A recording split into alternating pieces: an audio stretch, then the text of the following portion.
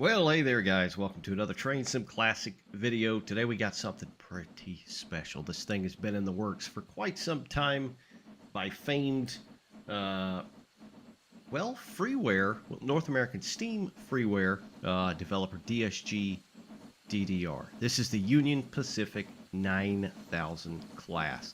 Now, 88 of these units were built by Alco between 1926 and 1930.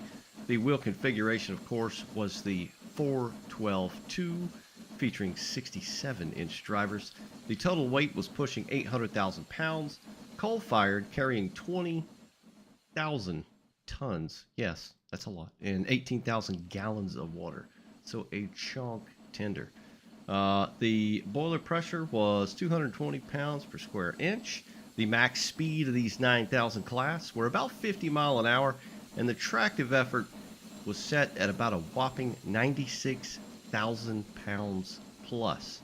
Now, these were rostered as 9000, hence the 9000 class, through 9087, and they were retired essentially in the mid-50s. Now, there is one preserved to this very day at the Rail Giants Train Museum in California, and basically these things were built to speed up freight between Ogden and Council Bluffs, essentially replacing the Santa Fe type 2880s, which did okay. They just weren't very fast, and unique for the third cylinder in between the two outers, which we'll go over here in just a moment, with the 12 drivers also producing a unique sound with a 1-2-3 cadence instead of a 1-2. This is where you can pick up these glorious free North American steam engines by DSGDDR, starting, of course, with the recently released UP9000. You got the S1 Duplex, 2900. A lot of Pincy stuff, if that's your jam. And the old New York Central J3A. Got some rolling stock as well. All free. And these are very nice models. This is like the pinnacle of, North American free steam freeware.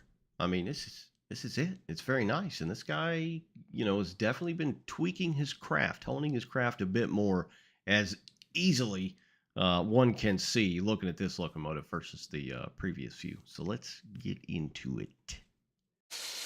Here she is, guys and gals, the UP9000. Of course, you can change in the editor what number you would like to have on the engine, and it will actually change it on the tender itself as well automatically, so you don't have to do like a twofer kind of deal. But this thing looks incredible. It's been in the works for a very long time.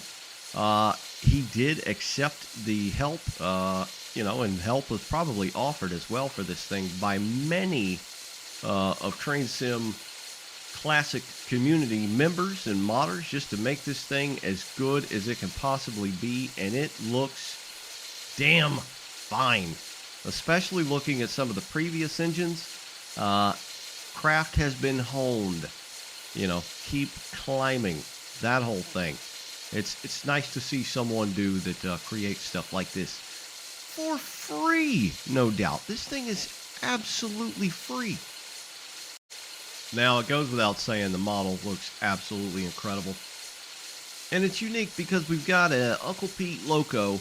It's just a regular locomotive. It's not some, something special like the Big Boy or the Challenger or something like that. While those are cool, these were just your bread and butter workhorses right here when the UP got them. Switching over from Santa Fe's and the other type, I can't remember. They wanted something to be able to handle freight a little bit more efficiently and faster. And that's where they came up with the 9000 class from Alco. This thing looks so good. And it does nothing to my frame rate. I've got it pretty much capped 60 FPS, especially when I put a couple of them down and a bunch of boxcars or rolling stock. It's pretty smooth. So that is nice as well. The weathering looks tip top. It's not just jet black. It's got that kind of gray, almost crusty, worn metal surface look to it that just really helps, especially in certain games. Just very dark colors never look all that great, especially in things like Train Sim, of course. You know, so it's weathered very nicely. The rods and everything look very nice as well. Gigantic castle nuts. I mean, little details like that. Absolutely mega. This thing looks fantastic.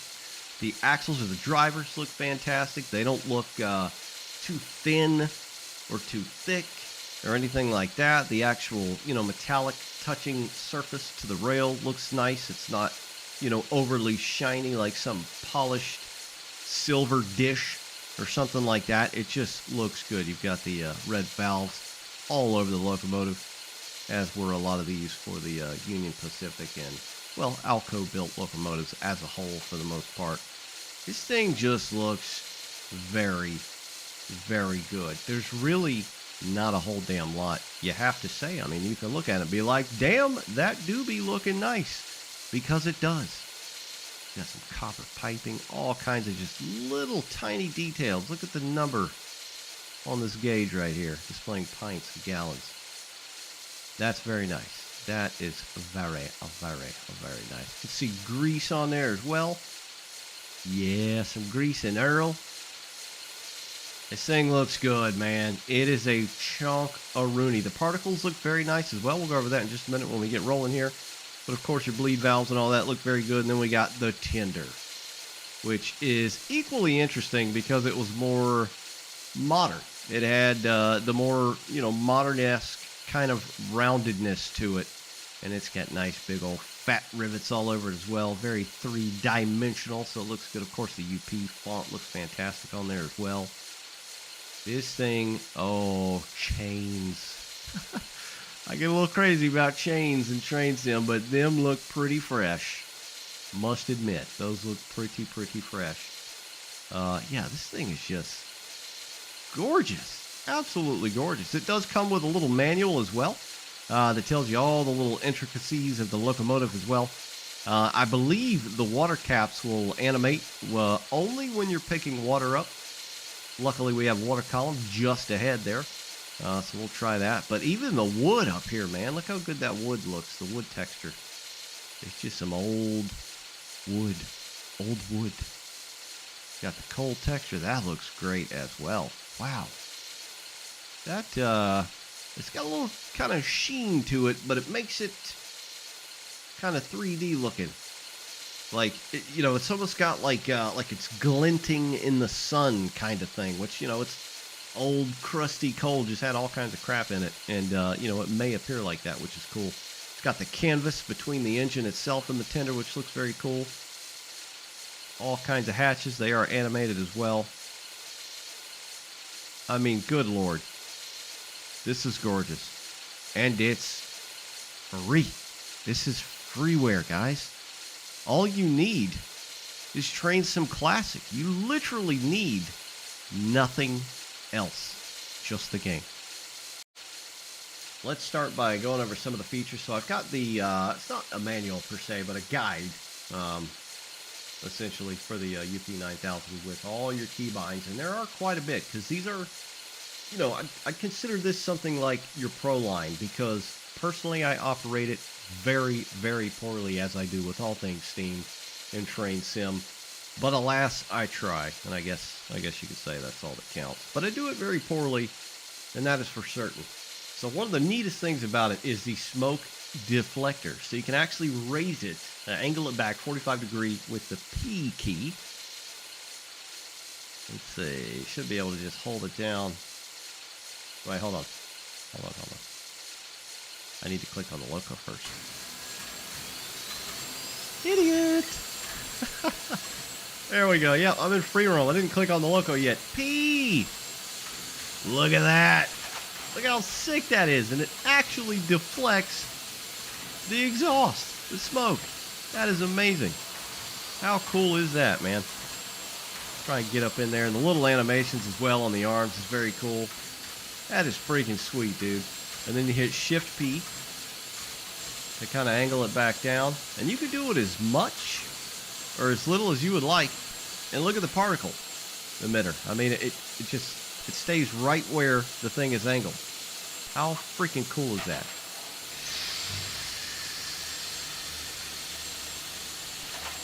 just gonna do it again here a couple times, just because it's absolutely neat as hell.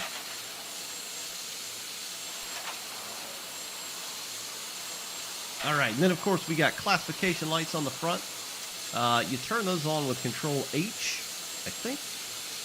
There we go, and they have a nice kind of, slow illumination or glow to them as well. It's not just boom, they're on. This stuff is old. It took a minute for stuff to get going like that. You can actually change the color as well. I believe that is Control Shift H. We'll give that a go.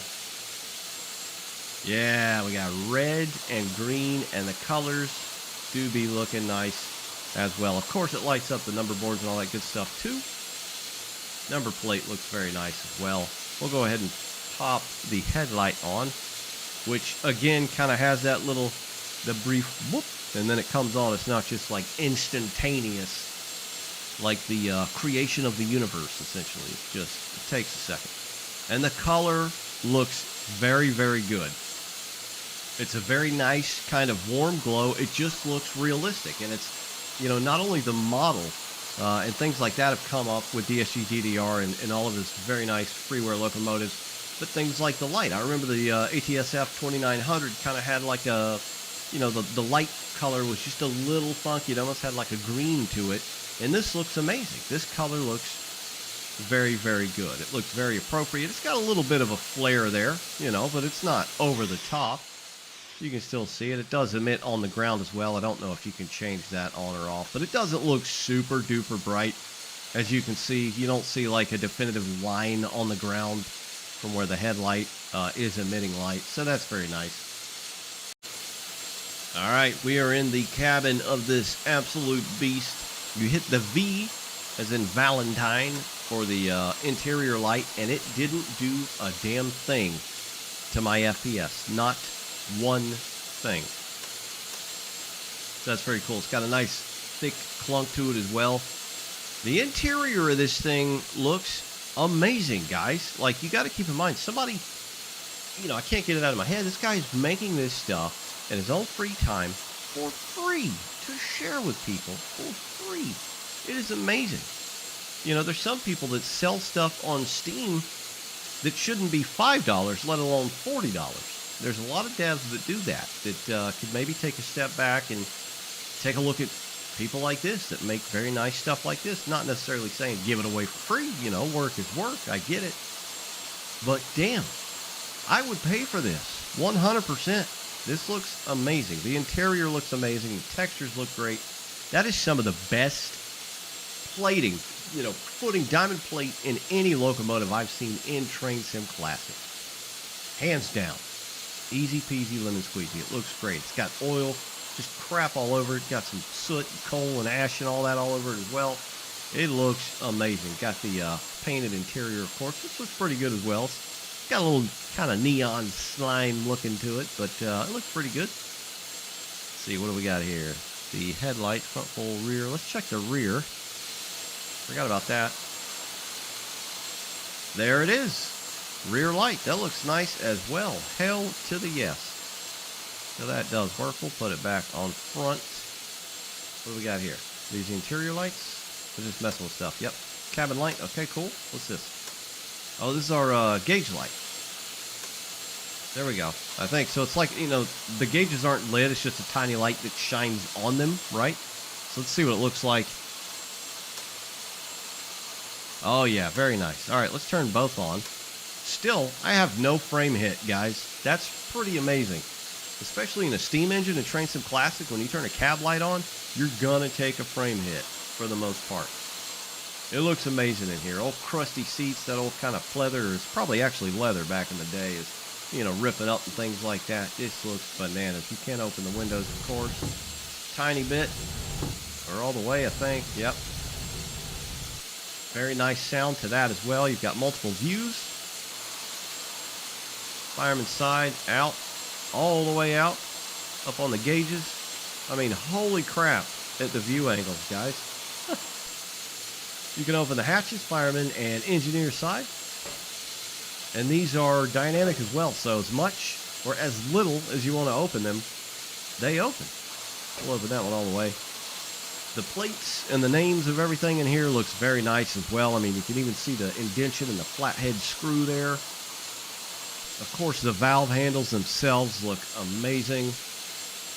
Just very, very, very epic modeling on this thing. It looks incredible. Liberter. Of course, that's lubricator, just shortened. See, when low water alarm whistle blows, start injector and pump immediately. So just little things like that. Apparently they got help from the Rail Giants Museum in California that houses this thing, that's home to this thing. And every now and then, in real life, they'll kind of pump steam to be able to blow the whistle a little bit. But I think that's the, extent of it as far as operating this thing realistically. All right, so other things you can do is firebox. You got a pedal, actually. And look at that, man. You can actually see the pedal there animated, which is cool. It's got a nice sound as well. That looks very spicy in there. You could cook a pizza in that thing in 30 seconds flat. Brick oven. Well, not, we'll say coal-fired pizza instead. Let's see. So we did the exhaust or smoke deflector. Blow off is Shift J.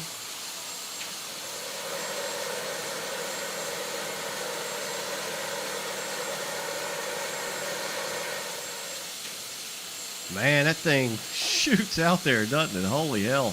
What is that, like 15 feet? I'll be standing next to that thing. Let's see. Firebox doors is Shift F. So it's basically the same as the pedal. You can just hit F. But when you hit F, what it'll do is it's like if you've got your foot on it. So you just tap the F key and they'll close. Hold it down. They'll stay open. So open and closing, the other command you can do is just Shift F and it will remain open. There you go. And then how do you close it? We're letting all the fire out. Close it. There we go. We got it closed. Let's see what else we can do. Stoker engine steam is R.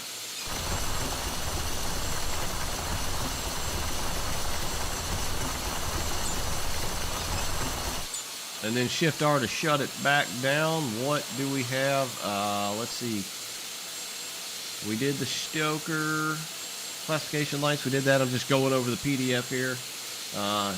Dynamo is Shift D and Control D.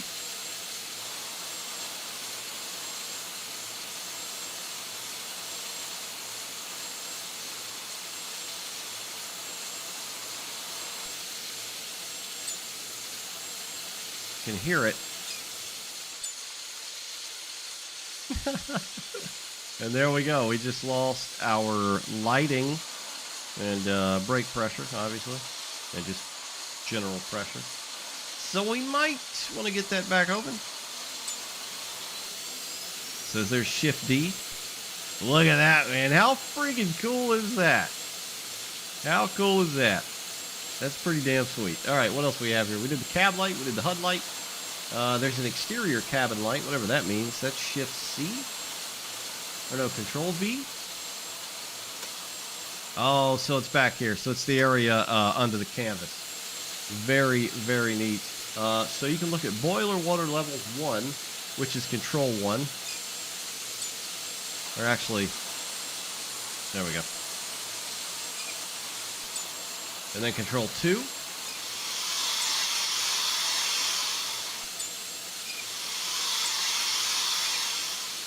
So that's like a, as far as I understand it, that's like a more rudimentary sight glass. You know, how you can tell if you had a certain amount of water in certain parts of the boiler itself. I'm still very much a steam dolt, if that wasn't blatantly apparent. We opened the windows.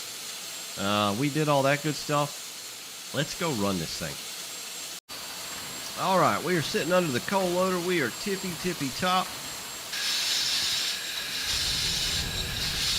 Let's get in.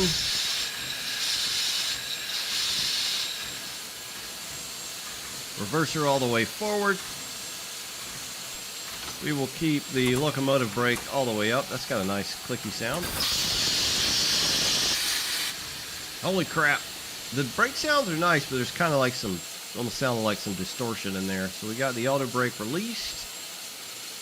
Give her a little juice. Ooh. The bar clunk and handle and lock sound very nice as well. Got some audio. Start releasing that indie brake.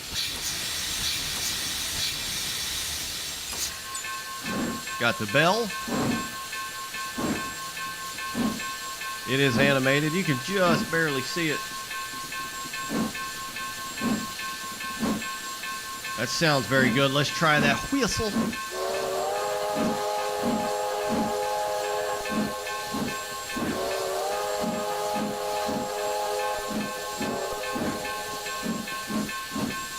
Whistle sounds pretty good. It sounds pretty appropriate. It's just,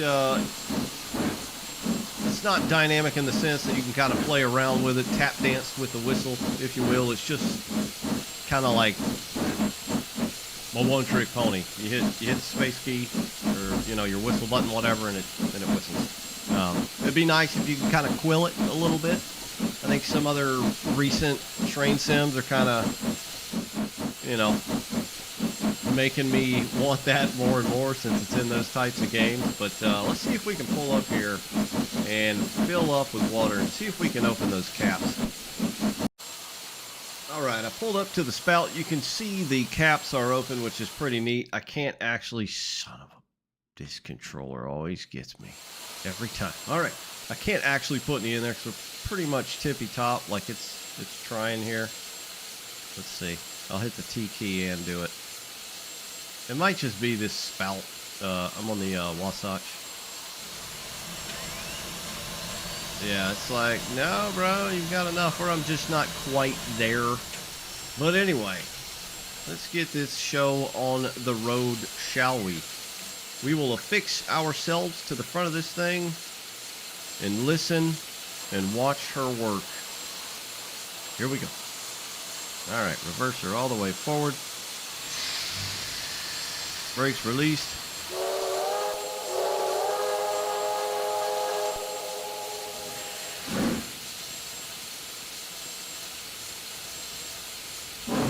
Cylinder cocks open. You can see them cycling. Now I want to hear that unique chuff. So these things had 3 cylinders. There was one embedded in the middle. So instead of the chucha, chucha, chucha that most steam locos had, this had 3, so it kind of made a sound that was like cha-cha-cha, cha-cha-cha, cha-cha-cha. Boom, boom, boom, boom, boom, boom, boom, boom, boom. That is pretty cool.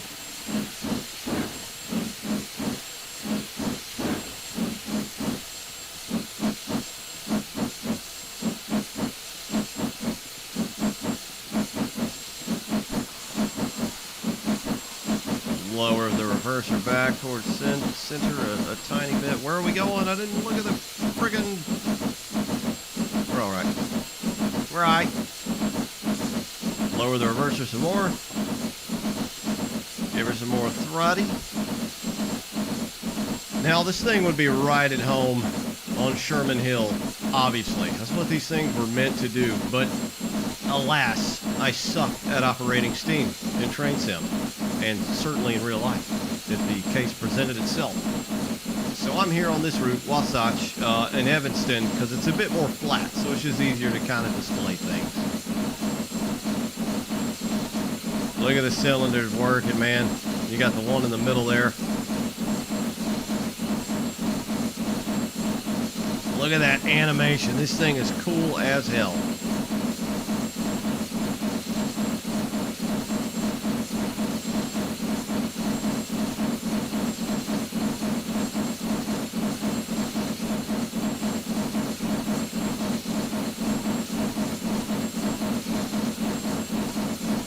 Well, you certainly move around in the cab a little bit. That's pretty neat.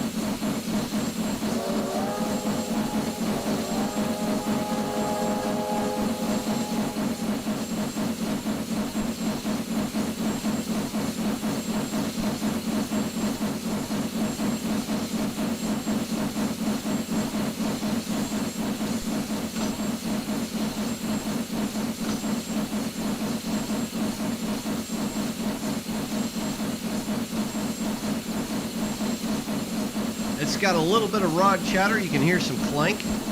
That's very nice. It's not overly loud or prominent. Holy crap, man. This is a fantastic, fantastic looking model. My God. Look at this thing. You know, I'd say that this is like Smokebox quality for you guys that know Smokebox, but I mean, darling, DSGDDR he's like in his own tier now. This thing looks incredible. All right, let's go ahead and try out the brakes because we are running out of track because there ain't much track that goes that way. Drop the throttle down, get back over in the big dog side. So it's got prototypical, you know, running, lap, and hold. We'll lap that. Grab a little bit more. Forgot to open the front deflectors there, the windows as well, which you can do.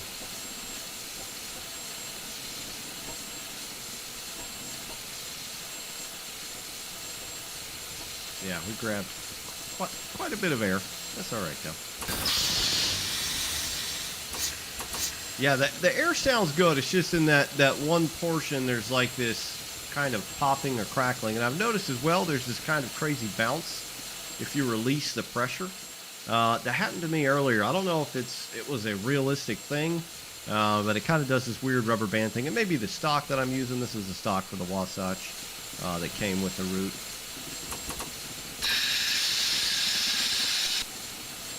But it sounds pretty good. I mean, you know, I wouldn't say that it's like Smokebox level of sound, but it's pretty damn good, especially the intricacy of the, you know, the 3-cylinder thing going on and stuff like that. It does sound pretty good. Something else I'd like to point out is the interior. Holy crap.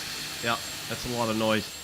Just want to point this out as well. Kind of a little, an ode to the folks that helped this project, and they've got all their names on the back wall here, which is pretty cool. It's like it's been etched in, and you can see some tic-tac-toe and stuff like that in there. But that is pretty damn cool, guys. I will, of course, link down below where you can go and find this thing. Run it for yourselves. It is going to take some doing. It ain't easy, but damn will it be worth it once you figure it out. I think that's going to cover it for today, guys. The DSGDDR UP9000. This thing is absolutely Chad. Look at it work. But that's it, guys. I'll catch you next time. Thanks for watching. Bye-bye.